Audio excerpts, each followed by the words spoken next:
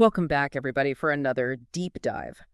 Today we're heading over to Ibadan, Nigeria, where a children's fun fair, well, it turned tragic. Our main source is this report from Punch newspapers. We see these headlines, and I think it's really easy for us to just kind of skim over them and move on, but I think there's a lot to unpack here that goes beyond, that initial shock. Yeah, I think the context is really interesting here. This wasn't, just a random fun fair. This was organized by a former queen of the Ooni of Ife Yeah. and also a very popular local broadcaster. So, names that carry weight within that community. And it was held at the Islamic High School in Basarun. So you can kind of start to imagine, that sense of community, the anticipation leading up to this event. Yeah, and then it all went so horribly wrong. Yeah, the reports are saying that they were expecting somewhere around 5,000 children, but over 7,500 actually showed up. Wow. That's a big difference.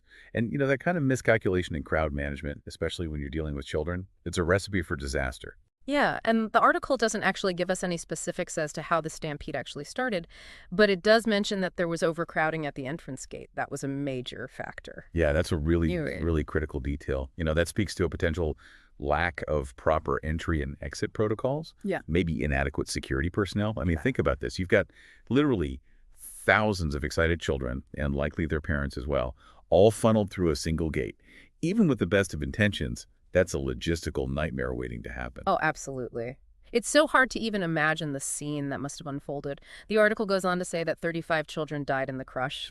35, and 6 more were critically injured. And that's where I think the human cost of this tragedy really hits home, because some families had actually camped out overnight to attend this event. So, you've got that excitement building. You can imagine the parents, getting the kids ready the night before, setting up their little, encampment outside the school or wherever it was.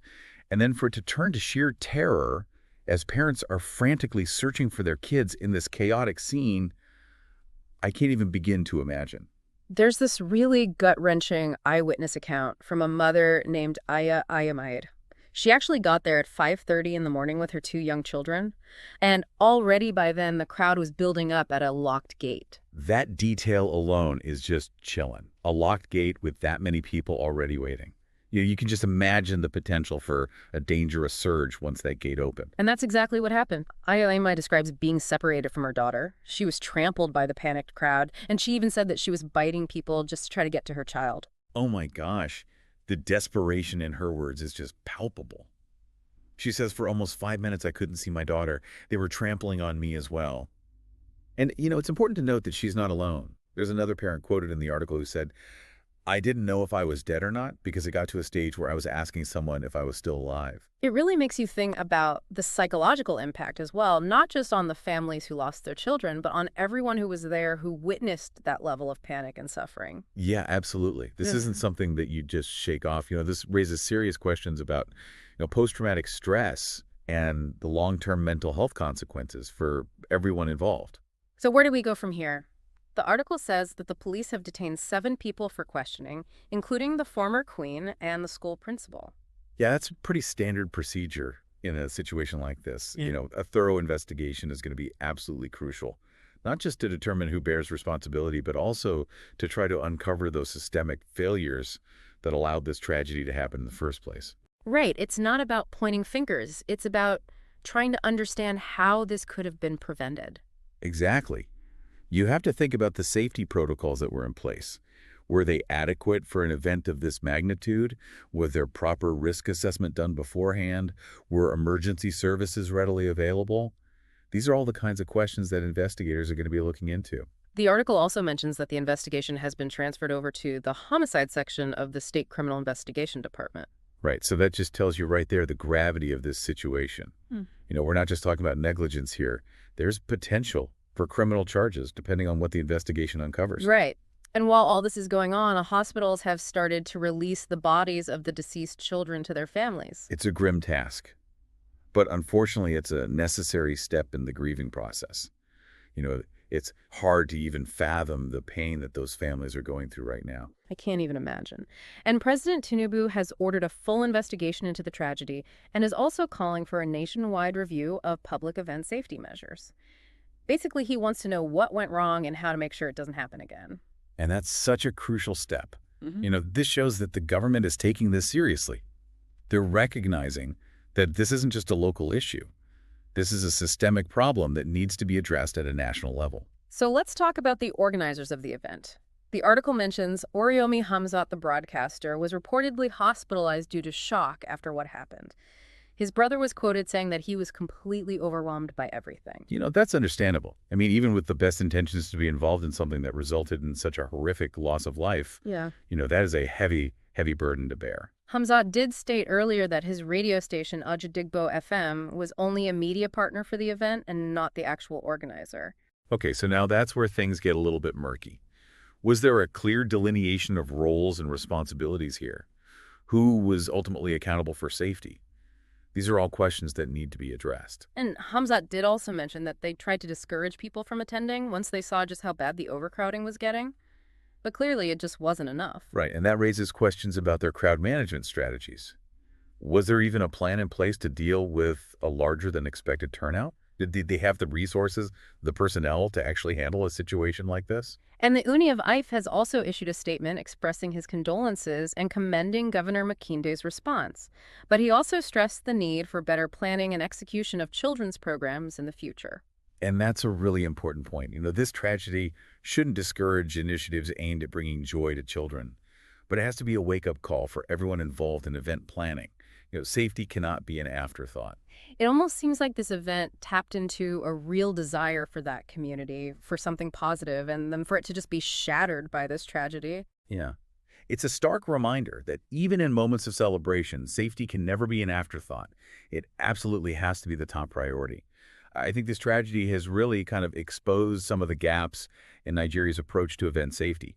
We often see this overcrowding at events, everything from religious gatherings to political rallies. Yeah. And it really makes you wonder, are the regulations that we have in place, are they actually sufficient? Yeah, that's something that really struck me too. You would think that after several incidents like this, that there would be, a much stricter system in place. Well, I mean, there are regulations, but the problem is enforcement is often very lax. And there's a real lack of awareness, I think, about crowd dynamics and risk assessment.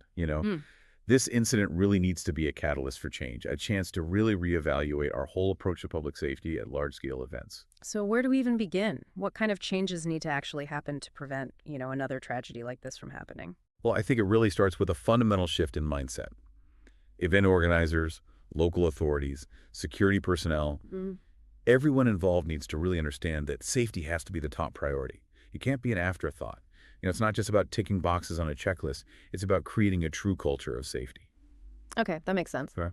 But what does that actually look like, practically speaking? Well, for starters, we need much clearer guidelines on capacity limits for venues. You can't just cram people into a space without considering factors like crowd flow emergency exits and the potential for panic to break out. So it's not just about having a number. It's about really understanding the dynamics of a crowd within that specific space. Exactly. And that requires expertise. We need trained professionals who can properly assess risks, develop comprehensive safety plans, and oversee the implementation of those plans. It's about having people on the ground who truly understand crowd behavior and can anticipate potential problems before they even arise. Thinking back to the Funfair, the article mentioned that some families had actually camped out overnight. Could that have, in any way contributed to that pressure that built up at the gate? Oh, it's definitely a factor to consider. Yeah. If people are already waiting for hours, anticipation builds, they're much more likely to push forward when those gates open. So event organizers really need to anticipate these kinds of scenarios and manage the crowds accordingly. So things like staggered entry times, clearly marked queuing areas, and having, a sufficient number of security personnel could actually make a difference. Absolutely. Yeah. It's also crucial to have multiple clearly marked exits. In an emergency, people need to be able to evacuate quickly and safely without any bottlenecks. And what about communication? The article mentions the organizers trying to discourage people from coming once they realized how large the crowds were getting. That's definitely a good first step. But it's reactive rather than proactive.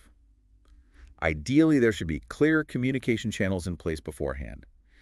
Information about capacity limits, safety procedures, emergency contacts. All of that needs to be communicated clearly in advance. So things like, a public announcement system at the venue, or even, sending text alerts to attendees. Yeah, those are all excellent ideas. Yeah. It's about keeping people informed and prepared. It just seems like there are so many layers to this. Well, From the physical infrastructure of the venue to the training of the personnel, the communication strategies, it's a very complex issue. it is complex, but it's not insurmountable. We have the knowledge and the resources to make events safer. It's just a matter of truly prioritizing it and putting those measures in place. We've talked a lot about the regulations and the logistics, but I want to go back to the organizers themselves for a moment. Where does their responsibility actually begin and end? That's a really key question. Legally, there will be investigations to determine if there was negligence or criminal liability. But I think beyond that, there's also a moral responsibility to prioritize the safety of the people attending your event. So you're saying even if they weren't legally at fault, they still have an ethical obligation? Exactly. Hmm. Event organizers are essentially entrusted with the well-being of their attendees. They need to go beyond just putting on a successful event. They need to create a safe environment. So what does that actually look like in practice? Well, it starts with thorough risk assessment, identifying potential hazards, considering crowd size and behavior, developing those comprehensive safety plans. Okay. It's about really thinking through all the what-ifs and having contingency plans in place. And that kind of brings us back to crowd management again. We've already talked about, the importance of trained personnel having clear entry and exit procedures and strategies for actually dealing with overcrowding. Right? And it also includes things like first aid provisions, emergency response plans, communication protocols. All of that has to be in place. The article doesn't actually mention if there were any medical personnel on site at the funfair. Yeah, that's a really crucial detail. Yeah. For an event of that size, especially with so many children involved, having medical professionals on standby should be non-negotiable. It seems like a lot falls on the shoulders of the organizers, and they may not necessarily have all of the expertise needed to handle something like this. And that's why collaboration is key. They need to work with local authorities, security professionals, and even consider bringing in event safety consultants to make sure they're meeting those necessary standards. So it really is a shared responsibility. Absolutely. Wait. We all have a role to play in creating safer events. Organizers, authorities, attendees, and I'd even say the media has a role to play here as well. What do you mean by the media? Well, I think the media has a responsibility to report on these issues accurately and to raise awareness about the importance of event safety. They can highlight best practices, expose shortcomings, and ultimately hold organizers accountable. And I guess in a way, that's what we're trying to do here as well. This isn't just about dissecting what went wrong in Ibadan. It's about learning from this tragedy and hopefully preventing similar incidents from happening in the future. That's exactly the point. This incident should be a turning point. Yeah. We can't afford to just wait for another disaster before we actually take action. The safety of our communities, especially our children, has to be paramount. It's been a really heavy conversation, and I just keep thinking about those eyewitness accounts from the parents. The sheer terror in their voices just really gets to me. It is hard to shake off, isn't it? And, it speaks to a larger point, I think, about the emotional toll of these events. We often focus so much on the physical injuries and the loss of life, but the psychological trauma that people experience can be just as devastating and have really long-lasting effects. Thinking about the scale of this tragedy, 35 children gone, I wonder what kind of long-term impact this will have on that community in Ibadan. It's something to really think about. This event could erode public trust, not just in event organizers, but also in the local authorities. And it can also create this sense of fear and anxiety around public gatherings, especially those that involve children. So how do you even begin to heal from something like this? Well, it's a long and complex process, and there's no easy answer. It's going to look different for everybody. But it starts with acknowledging the pain, providing support to those who have been affected, and having open and honest conversations about what happened and what we can do to prevent it from happening again. We've talked a lot about accountability and the need for systemic changes. But what about individual responsibility? What can each of us do to contribute to safer events? That's a great question. I think it starts with just being informed and aware. Pay attention to those safety announcements. Familiarize yourself with where the emergency exits are, and don't hesitate to speak up if you see something that just doesn't seem right or safe. So it's not just about following the rules. It's about being proactive and really looking out for each other. Absolutely. Yeah. And it's also about making those informed choices. If an event seems overcrowded or poorly organized, just don't be afraid to walk away. Your safety and the safety of your loved ones should always come first. So as we start to wrap up this deep dive, I want to go back to something that we mentioned earlier. Could this tragedy have been prevented? It's the question that just lingers in your mind, isn't it? Yeah. And while we can't go back in time, I do think this event has really exposed vulnerabilities in our systems that we need to address, not just in Nigeria, but globally. Mm. We live in a world of large-scale events, and the potential for these kinds of crowd-related disasters is always there. So what are some of the key takeaways here? What can we learn from this tragedy? Well, I think for me, it comes down to a few key points. First, safety can never, ever be an afterthought. It has to be integrated into every single stage of event planning, from venue selection to crowd management to communication strategies. We have to think about it at every step of the way. And secondly, we need to move beyond this culture of blame and embrace a culture of learning. When something like this happens, the focus shouldn't be on finding a scapegoat.